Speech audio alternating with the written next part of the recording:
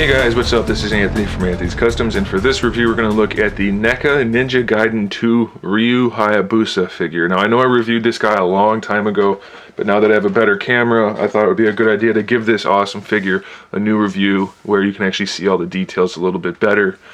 So here he is. This is one of my favorite action figures, and I'm not particularly connected to the Ninja Gaiden series. I did enjoy some of the games, but I don't have any particular connection, so this is going to be an honest review. I'm not just a fanboy saying it's cool because it's cool. It's a really cool figure. Before we do anything else, let's look at the accessories. He has two of these nightstick style weapons, which I believe are called tonfa. That could be completely wrong, I don't know. The handles come out of them. Not that that's necessary, but they do. They're usually warped in the package, and they're just kind of goofy accessories. So I don't particularly care for these because they're just way too big. In the game, they weren't my favorite. On the figure, they're not my favorite. They just look awkward. They're big and warped. So we'll just ignore those. He's got a total of 4 hands. One open hand, like that.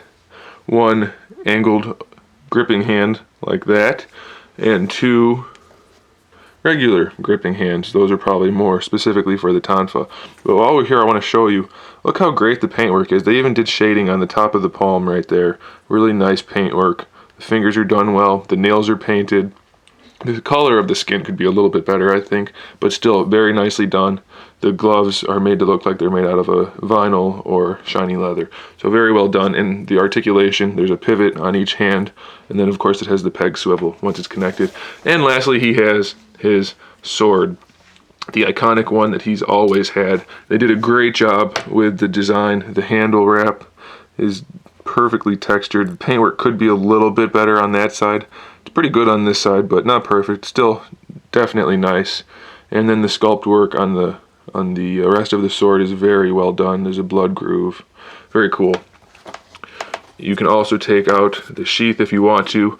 It's not, I mean, it won't fall out easily, so you're going to have to stretch this rubber to get it out, but it does come out if you want it to give him a nice pose. You can have him holding it and unsheathing the sword, and the sword fits in there perfectly, and it just makes for a great display. He also has this scarf, which is glued on, if memory serves. Yeah, it's glued on in the front. Great texturing. It looks like it's made out of cloth. It's nice and soft material, but it's not bendable. It would have been cool if it was bendable, but it's not. But really good sculpt and paintwork nonetheless. Very cool. All right, let's talk about the size and the articulation and sculpt and everything. So he stands, of course, depending on how you pose him, roughly 7 1/4 inches tall. So he's a little bit bigger than Marvel Legends, but I suppose you could probably get a decent display going if you really wanted to with other figures of high articulation. Before we go into it, I guess I want to talk about my one real gripe with this figure. It's the legs. They're way too long. The proportions are off enough to where I don't care for it. I mean, I can live with it, but I definitely would prefer if they were a little bit shorter, just because it makes his upper body look really small. And his shoulders are kind of narrow, but that mostly looks that way because how big the legs are. If the legs were smaller, we'd be better off in the shoulders. But either way, it's something I can live with. The head sculpt is really phenomenal. I lost one of the throwing knives. We'll set those aside. Oh, I forgot to mention those actually, so we'll do that now. He comes with 3 of these little daggers. I can't remember the official name of them, but he comes with those, and they actually fit into his leg sheath things, just like in the game. If you got one of the early releases of this guy, he didn't come with these, and you had to email NECA, and they would send them out to you. But the re-release of this guy came with them. The re-release also had better plastic in some of the joint work. The first release had some kind of brittle plastic and some things broke easily. But this guy, if you get the newer release, which is on the card back and not the clamshell, he's a little bit of a better figure just because he has these without having to email them, and he has better joints. Okay, let's talk about the head sculpt. It is probably my favorite thing on this figure. It's absolutely superb. It looks great. The cloth texturing for the face part, the hood part on the back, it's really 100% awesome. The crown part of his mask, or whatever you call that, the eyes inside, paintwork, sculpt work, it's all awesome. This is a softer material though, so sometimes it comes warped, but you can fix that with a little bit of warm water. So very, very cool. And it's on a double ball joint. The neck is actually jointed as well, like some of the higher end figures, so you can really get any posing you want out of it. It's very, very cool. Probably one of the best figures NECA's ever made. The shoulders are on a standard ball disc, They're recessed pretty far in there though, so you're going to be a little bit limited, and it's kind of hard to pose sometimes. And it makes his shoulders look a little bit narrow, but it looks very natural, so I'm okay with it. So he's got the full range of motion other than what's limited. Got a bicep swivel, double jointed elbow. It does move at both parts. And then, like I said, the wrist has a peg swivel and a pivot. All the straps on this guy are separate pieces at the end so that they look real and they're flexible. The detailing is just phenomenal all throughout. Each one of these straps, these ones are not flexible, but they are there.